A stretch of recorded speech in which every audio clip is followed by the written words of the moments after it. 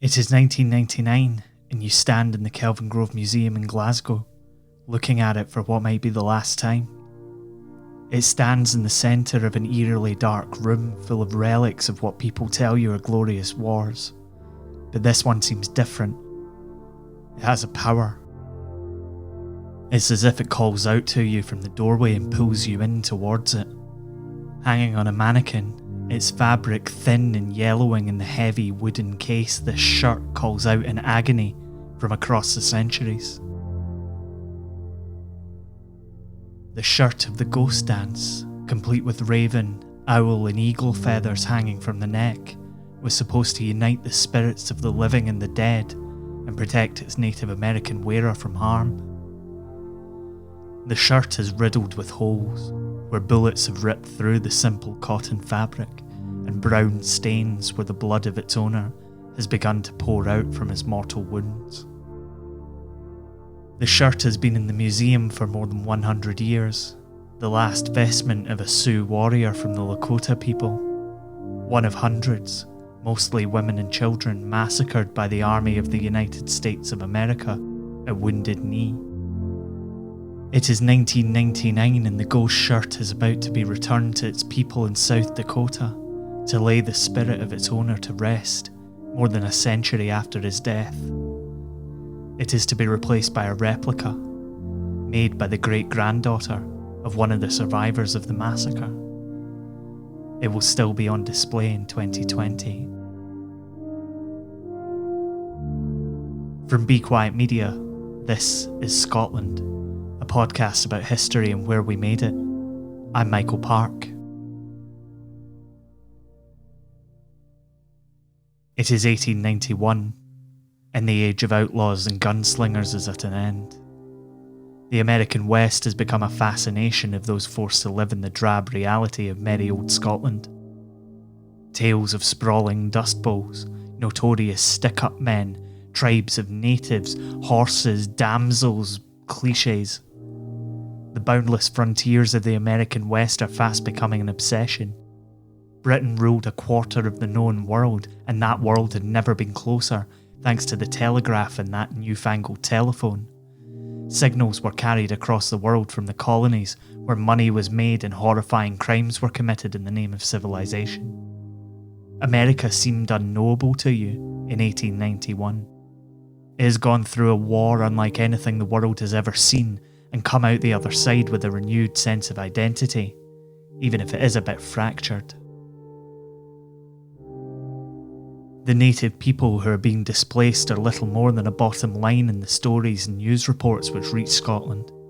Cowboys and Indians are far more romantic prospects, the civilising imperial force against the savages. People from your street, people you know, people you've worked with keep leaving on ships to try their luck in this strange world where hope seems to spring eternal. People can be whatever they want to be in America. Or so it seems. It is this thought that fills you as you read the poster in the window of Tate's Confectioners. Buffalo Bill's Wild West Show. It rolled into Glasgow in November 1891. At the front of the colourful troupe, Buffalo Bill himself, the master showman. William Cody was a prodigy of the American West. He'd been a Pony Express rider at age 15, fought for the Union in the American Civil War, and won the Medal of Honor during the Indian Wars.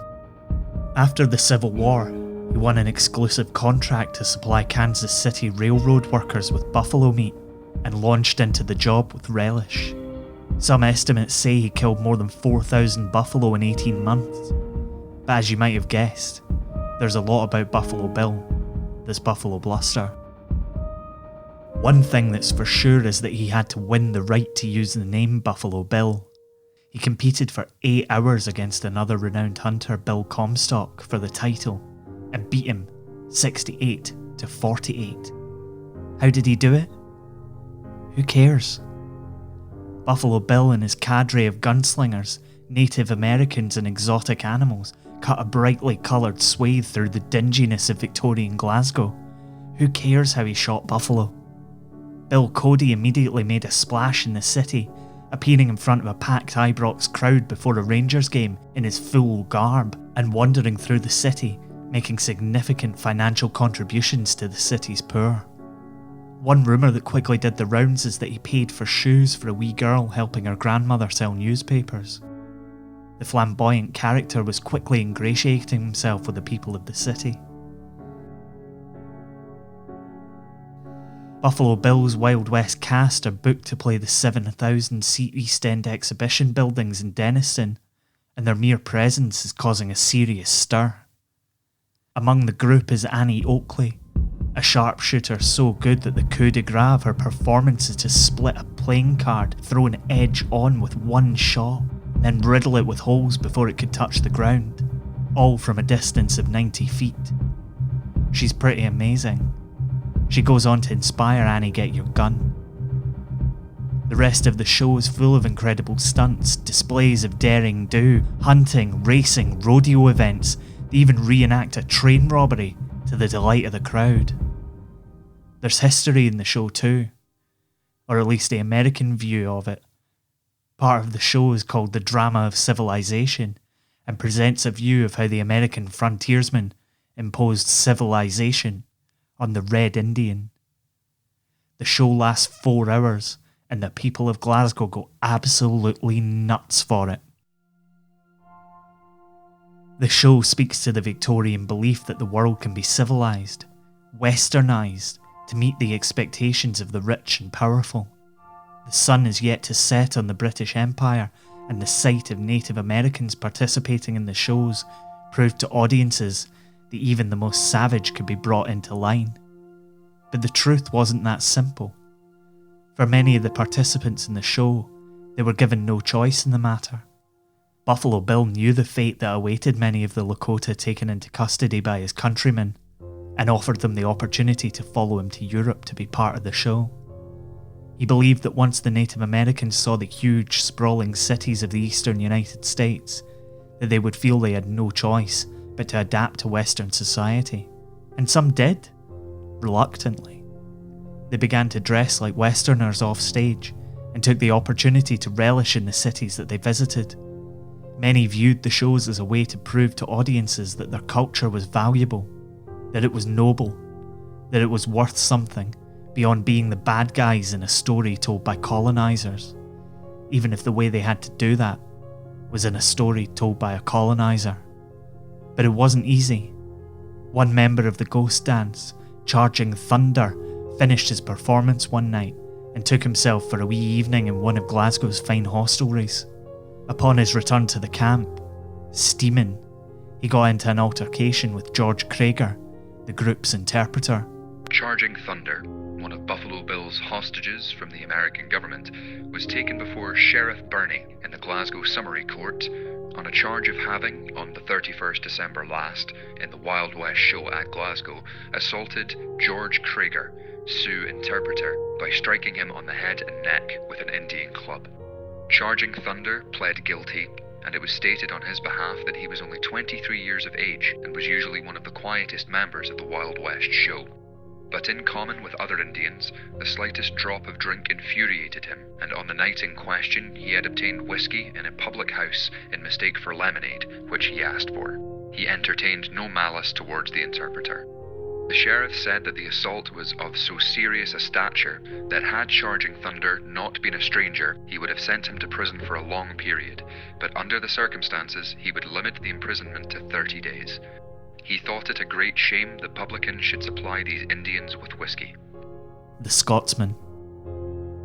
Charging Thunder entertained no malice, until you consider that just a week before, George Krager had written to Kelvin Grove Museum, offering to sell them a collection of Indian relics taken at Wounded Knee, including a shirt with raven, eagle, and owl feathers hanging from the neck. A simple cotton shirt with bullet holes in its fabric that for over 100 years would call out to be delivered home, to be reunited with its spirit.